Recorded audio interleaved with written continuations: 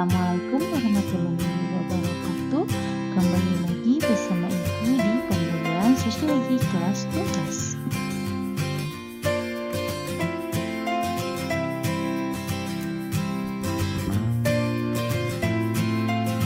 Pada kesempatan hari ini kita akan membahas tentang perubahan sosial dan budaya. Nah, apa itu perubahan sosial dan budaya? Tentunya yang namanya perubahan itu pasti akan terjadi pada siapapun dan kapanpun. Nah, perubahan yang terjadi pada masyarakat ini merupakan salah satu gejala yang normal terjadi. Pengaruhnya itu dapat menjalar ke berbagai aspek kehidupan dengan cepat maupun lambat. Nah, berkat perubahan tersebut, perkembangan masyarakat menjadi semakin cepat, melakukan penemuan-penemuan baru di berbagai bidang. Itu adalah di bidang teknologi, komunikasi, dan juga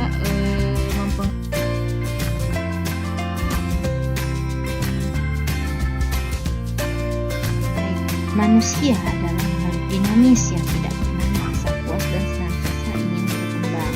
Nah, yang namanya manusia itu akan selalu mengalami perubahan. Perubahan tersebut baik berupa perubahan fisik maupun perubahan sifatnya seperti itu. Nah, di sini ada beberapa pendapat atau beberapa definisi yang dikemukakan oleh beberapa ahli. Yang pertama itu adalah Kingsley Davis, yaitu perubahan yang terjadi dalam struktur dan fungsi masyarakat. Di sini penekanannya menurut Kingsley adalah pada struktur dan juga fungsi dari masyarakatnya. Kemudian Robert McKeever itu perubahan dalam hubungan sosial atau sebagai perubahan terhadap keseimbangan hubungan sosial. Nah, di sini penekanan dari Robert itu adalah keseimbangan hubungan sosial yang ada di masyarakatnya. Kemudian ada menurut saya Sumardian yang namanya perubahan sosial itu adalah perubahan pada lembaga kemasyarakatan di dalam suatu masyarakat yang mempengaruhi sistem sosialnya berupa nilai, sikap, dan perilaku di antara kelompok-kelompok yang ada di dalamnya.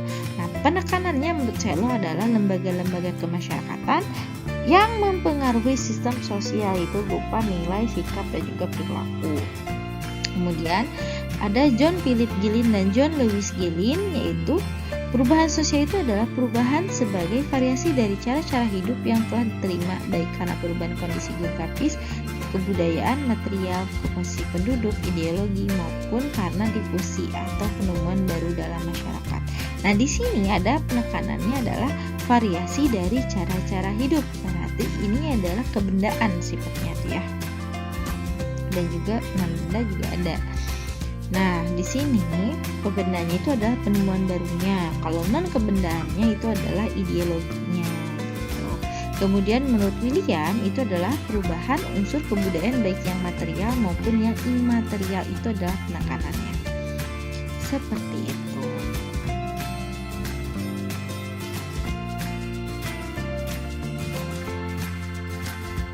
Kesimpulannya adalah perubahan sosial dan budaya adalah perubahan pada segi struktural, yaitu pola perilaku dan pola interaksi, dan juga kultural, yaitu nilai, sikap, dan norma yang menimbulkan keseimbangan dalam suatu sistem masyarakatnya. Jelas ya definisinya secara keseluruhan.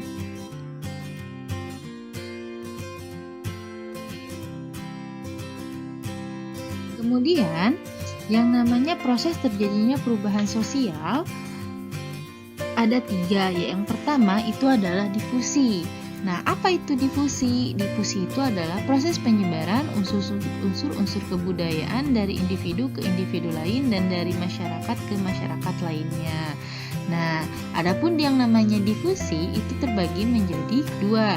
Yang pertama itu adalah intra-society diffusion, yaitu terjadi di antara anggota dan individu dalam satu kelompok masyarakat. Sementara kalau inter-society diffusion itu terjadi dari satu masyarakat ke masyarakat lainnya, seperti itu.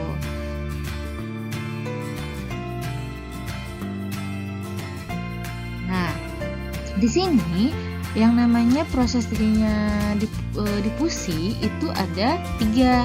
Yang pertama penetration Pasifik, yaitu secara damai penyebarannya. Contohnya itu adalah pernikahan. Kemudian ada penetration violence, yaitu dengan cara kekerasan atau memaksa untuk berada dalam lingkungan tersebut. Contohnya itu adalah peperangan, terus penjajahan, seperti itu. Kemudian ada simbiotik. Kalau simbiotik itu adalah ketika mereka hidup berdampingan tanpa saling memaksakan ataupun tanpa saling mengganggu budaya atau kehidupan di masyarakat tersebut gitu. Nah, contohnya adalah masyarakat multikulturalisme. Kenapa? Karena kita ambil contoh adalah Indonesia ya. Indonesia itu termasuk masyarakat multikulturalisme. Kenapa? Karena di Indonesia sendiri memiliki banyak budaya.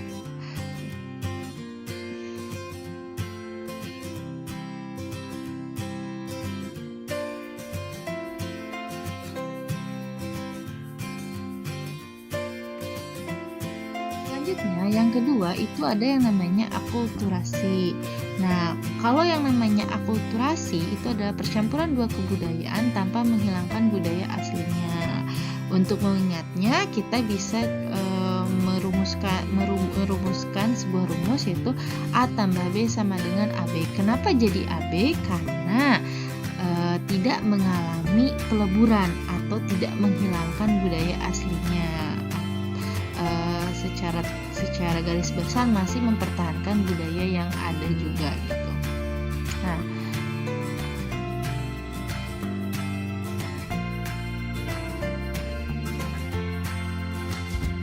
yang ketiga itu adalah asimilasi.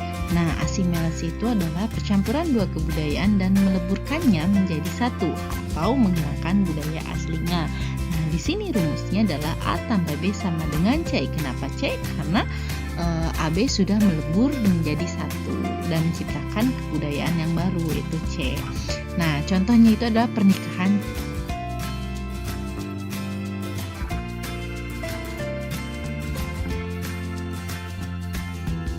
Ada bentuk perubahan sosial. Nah, bentuk perubahan sosial itu yang pertama berdasarkan waktu itu ada yang namanya evolusi, yaitu secara lambat. Nah, kalau secara lambat karena waktunya lama, perubahan kecil saling mengikuti gitu. Jadi setiap perubahan itu akan diikuti oleh perubahan yang lainnya. Nah, kemudian contohnya itu adalah pertumbuhan manusia. Kenapa pertumbuhan manusia? Karena manusia itu awalnya dari apa? Kita mulai dari bayi aja ya. Dari bayi, kemudian dari anak, terus jadi remaja, jadi dewasa, kemudian menjadi menua. Seperti itu. Kemudian yang kedua itu ada revolusi, yaitu secara cepat. Kenapa dikatakan cepat? Karena waktunya cepat, mendasar, serta merubah sendi-sendi kehidupan masyarakat. Seperti itu. Nah, kalau revolusi ini ada syaratnya. Syaratnya itu ada 5. Yang pertama adalah keinginan umum. Yang kedua itu adalah pemimpin perubahan. Yang ketiga itu adalah pemimpin yang menampung aspirasi dari masyarakatnya. Kemudian ada tujuan bersama serta momentum. Adapun contohnya itu adalah revolusi industri dan juga reformasi 1994 seperti itu. Selanjutnya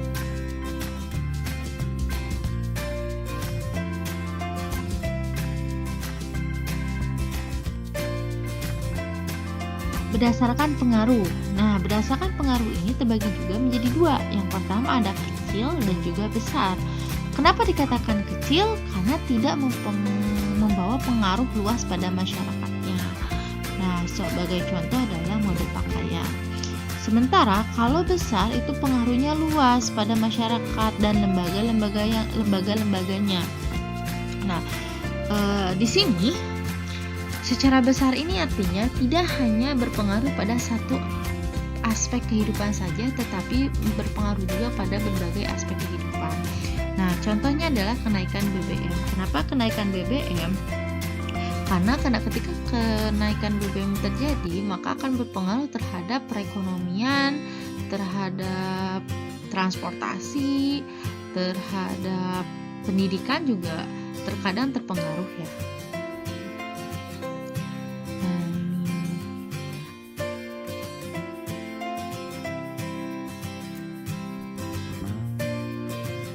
Selanjutnya, berdasarkan alasan atau perencanaan. Sama, terbagi juga menjadi dua. Yang pertama itu ada yang dikehendaki, yaitu direncanakan, diinginkan, diharapkan, dan juga ada agent of change. Apa itu agent of change? Itu adalah agen perubahannya. Nah, yang menjadi agen perubahan itu orang yang mampu merubah, orang yang mampu kalau di revolusi itu adalah pemimpin perubahannya. Contohnya itu adalah pembangunan. Kemudian yang tidak dikehendaki itu tidak direncanakan, di luar jangkauan masyarakat, dapat menimbulkan kerugian, dan juga bisa saja efek samping dari perubahan yang dikehendaki.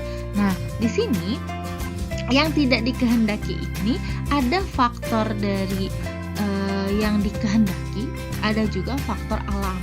Nah, contoh dari faktor alam itu adalah banjir. Kenapa banjir? Karena banjir itu karena banjir itu merupakan faktor alam ya. Nah, walaupun penyebabnya adalah misalkan sampah gitu ya, tapi tetap saja itu terjadi karena musim, juga dipengaruhi oleh musim gitu. Kemudian ada pengangguran gitu.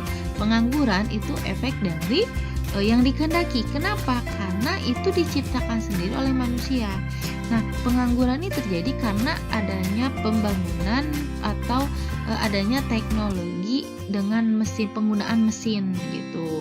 Jadi banyak orang-orang yang dirumahkan karena memang tidak terlalu banyak memerlukan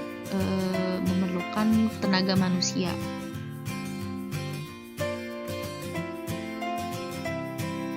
Selanjutnya, berdasarkan arah perkembangan, ada dua juga nih. Yang pertama ada progress dan juga regress. Kalau progress itu menuju ke arah kemajuan. Nah, contohnya itu adalah wajib belajar 12 tahun. Kenapa di sini jelas kenapa di sini menuju ke arah kemajuan? Karena yang namanya progress itu pasti mengarah kepada hal yang lebih maju dan juga lebih mutakhir gitu. Sementara regress itu adalah perubahan yang terjadi atau yang mengarah pada kemunduran. Contohnya itu adalah penjajahan karena mengakibatkan pembodohan ya. Dan juga orang-orang yang tidak belajar pun sebenarnya itu akan mengakibatkan kebutuhan juga.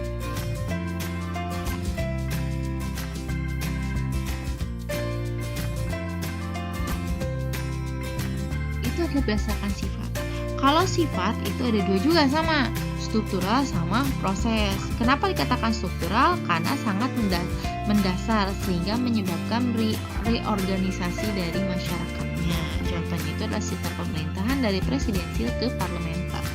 Kemudian ada progres. Progres itu adalah perbaikan atau penyempurnaan dari perubahan yang telah ada atau dari sebelumnya. Contoh itu adalah dari KTSP jadi kurikulum ke-13, sekarang jadi revisi kurikulum ke-13.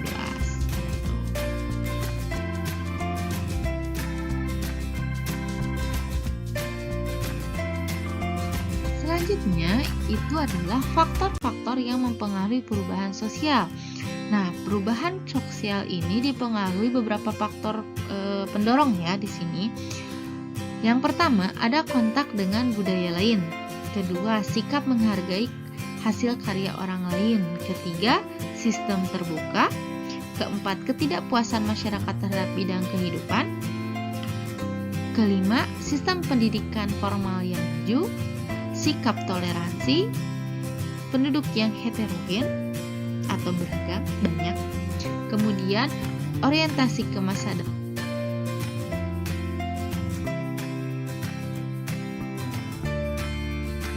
Selanjutnya di sini ada faktor penghambat. Kalau tadi pendorong, kalau sekarang penghambatnya. Yang pertama, kurangnya hubungan dengan masyarakat lain. Jadi sosialisasi interaksi itu sangat penting. Kedua, sikap masyarakat yang tradisional. Di sini masyarakat yang tradisional bukan masyarakat yang terbuka, kebalikan dari tadi. Kalau ini masyarakatnya lebih menutup diri sebenarnya. Nah, kenapa menutup diri? Karena rasa takut terjadi kegoncangan atau kegoyahan dalam integrasi masyarakatnya gitu. Takut budayanya terganggu. Nah, kemudian ada hambatan yang bersifat ideologis. Kalau itu susah ya, kalau ideologis. Kalau yang namanya ideologi itu susah untuk dirubah. Kemudian perkembangan ilmu pengetahuan yang terlambat. Di sini pendidikan berpengaruh artinya.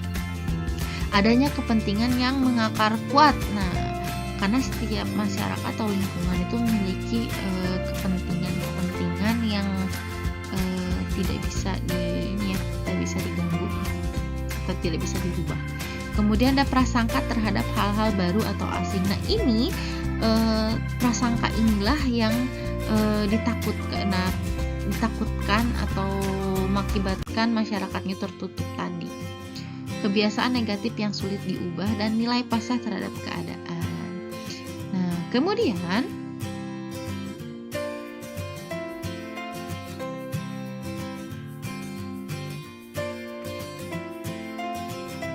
di sini ada faktor internal. Nah, yang pertama jumlah penduduk, perubahan jumlah penduduk, kelahiran, kematian itu berpengaruh.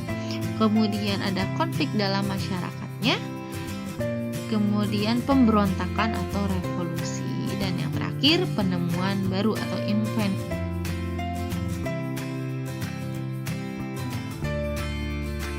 Nah, di sini penemuan baru itu terdiri dari 3 ya, atau ada 3 poin. Yang pertama adalah discovery, yaitu penemuan unsur kebudayaan baru baik alat, gagasan maupun ide.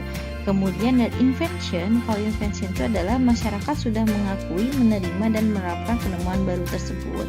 Kemudian ada inovasi, yaitu pembaharuan atau pengembangan dari penggunaan sumber alam, energi, modal. Nah, di sini yang pertama ada discovery. Discovery itu adalah penemuannya, penemuan alatnya. Sementara kalau invention, alatnya sudah diakui, diterima dan diterapkan juga oleh masyarakatnya. Sementara kalau inovasi itu adalah pengembangan atau pembaharuan dari penemuan yang sudah ada gitu. Nah, contohnya itu adalah penemuan, misalkan penemuan pesawat ya. Nah, kemudian pesawat itu diterima, kemudian diakui, kemudian diterima dan kemudian digunakan atau diterapkan oleh masyarakat. Nah, kemudian pesawat itu yang tadinya cuma satu jenis kemudian berubah menjadi berbagai jenis atau diciptakan berbagai jenis-jenis pesawat.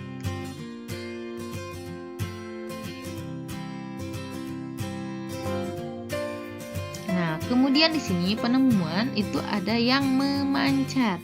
Nah, di sini I itu ada invention ya, yang ada tanda panah ini. Satu, penemuan mempengaruhi berbagai aspek kehidupan. Nah, I di sini adalah invention. Contohnya I adalah penemuan radio. Nah, tanda panah ini akan berpengaruh terhadap bidang transportasi, informasi, ekonomi, pendidikan dan yang lainnya. Politik juga ya, sekarang ada iklan-iklan cawapres dan lain-lain itu di iklan di radio juga suka ada ya. Kemudian ada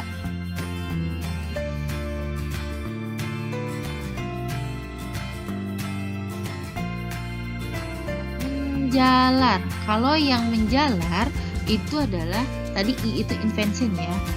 Satu penemuan baru merubah ke penemuan satu, kemudian merubah ke penemuan 2 dan seterusnya. Contohnya itu adalah penemuan pesawat terbang itu akan mempengaruhi metode transportasi. Nah, metode transportasi ini akan mempengaruhi ke metode peperangan. Nah, ketika metode peperangan itu digunakan, maka akan mempengaruhi juga terhadap industri utamanya adalah industri transportasi pesawat terbang.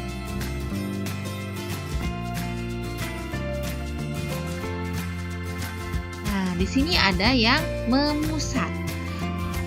Nah, kalau tadi I-nya cuma 1, kalau sekarang I-nya ada banyak.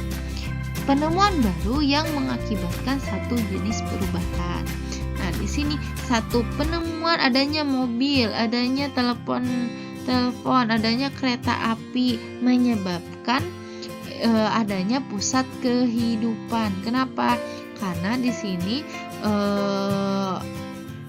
masyarakatnya telah memiliki komponen-komponen tadi, yaitu adanya telepon, adanya penemuan mobil, kereta api, kemudian mesin-mesin produksi, itu berpengaruh terhadap satu perubahan itu.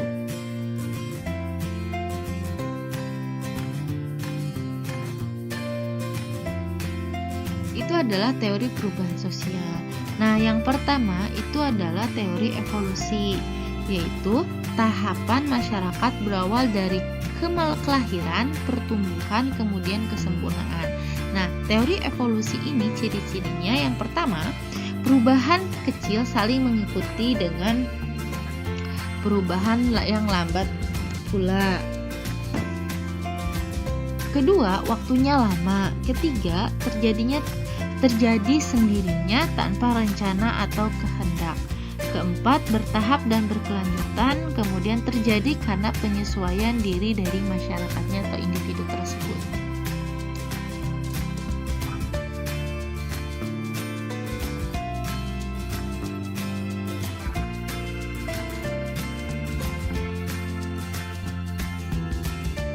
Yang namanya teori evolusi ini terbagi menjadi 3. Yang pertama itu unilinear theories of evolution, yaitu perubahan mengalami tahapan-tahapan tertentu. Di sini ada tahapan, contohnya itu adalah pertumbuhan manusia. Tadi sempat dibahas, itu ada misalkan dari bayi jadi anak, jadi remaja, jadi dewasa, jadi tua. Kemudian universal theories of evolution, yaitu perubahan tidak perlu melalui tahapan-tahapan tertentu, yaitu perpindahan penduduk. Ketiga itu multi theories of evolution, yaitu penelitian terhadap tahap-tahap perkembangan tertentu dalam evolusi masyarakat. Nah, di sini penekanannya ada tahapan tertentu. Contohnya itu sistem berburu ke pertanian atau ke meramu. Nah, jadi kalau unilinear theories of evolution itu ada tahapannya. Kalau universal itu tidak perlu tahapan. Kalau multi itu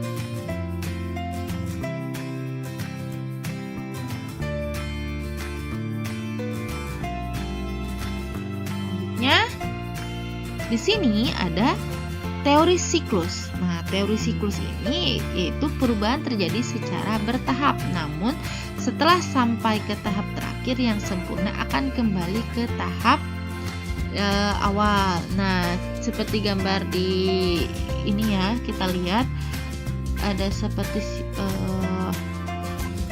circle ya gitu. Prinsip utamanya yaitu diawali dari kelahiran, pertumbuhan, kemudian kejatuhan. Nah, di sini ada dari primitif, kemudian jadi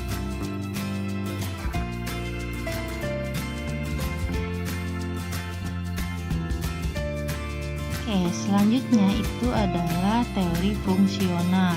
Nah, yang namanya teori fungsional ini artinya setiap elemen yang ada di masyarakat memberikan fungsi terhadap elemen masyarakat lainnya. Jadi di sini setiap elemen itu mempengaruhi juga ke elemen yang lainnya. Jadi saling berhubungan, saling memberikan fungsi. Contohnya itu adalah pertumbuhan organisme tubuh. Kenapa? Karena di dalam organisme tubuh ini memerlukan yang namanya kerjasama untuk bekerja sehingga tubuh akan berfungsi atau beroperasional sesuai dengan fungsinya gitu.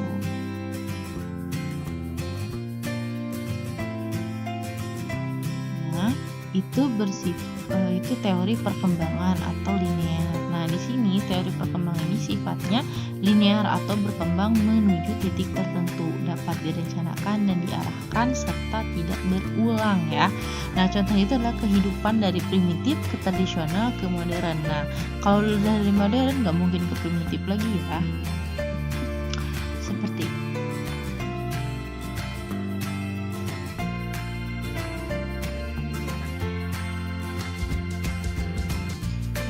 Teori konflik, asumsinya itu adalah subjek perubahan sosial adalah masyarakat. Kemudian masyarakat pasti akan mengalami konflik. Sumbangan besar terhadap disintegrasi dan perubahan sosial adalah dari masyarakat. Dan yang keempat, masyarakat hidup dengan paksaan. Jadi di sini penekannya adalah dari interaksi masyarakat.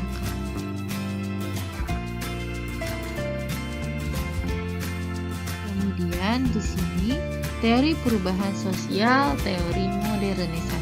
Perubahan negara-negara terbelakang mengikuti negara-negara industri barat. Jelas. Kalau yang namanya pusatnya itu selalu ke industri barat, negara-negara industri barat.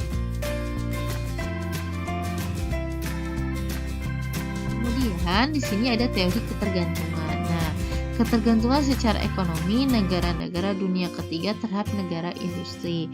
Nah, negara itu terbagi menjadi 3 ya. Ada negara dunia ke-1, negara dunia kedua, dan negara dunia ketiga. Nah, dunia ke-1 itu contohnya adalah Amerika Serikat dan Britania Raya.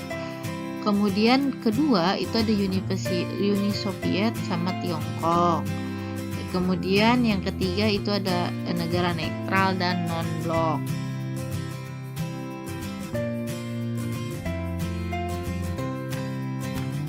Selanjutnya itu adalah teori perubahan sosial, yaitu teori sistem dunia.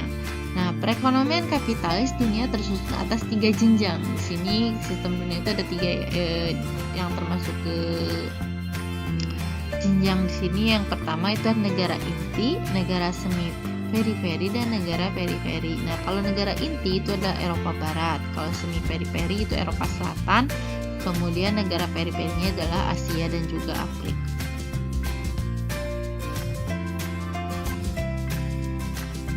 Periferi. Selanjutnya, sikap masyarakat terhadap perubahan sosial itu ada 3. Yang pertama progresif, yaitu masyarakat yang menginginkan perubahan, artinya mereka melakukan perubahan, menginginkan dan menerima perubahan tersebut. Kalau konservatif, nah masyarakatnya itu menolak perubahan. Kenapa? Karena takut atau khawatir terjadinya keguncangan budaya di masyarakatnya atau di budayanya terjadi perubahan yang tidak diinginkan gitu. Kalau moderat itu selektif terhadap perubahan, jadi ini dipilah ya, mana yang bisa diterima dan mana yang tidak bisa diterima, seperti itu. Baik, untuk pembelajaran hari ini kita cukupkan. Semoga kalian paham tentang materi ini. Wassalamualaikum warahmatullahi wabarakatuh. Terima kasih.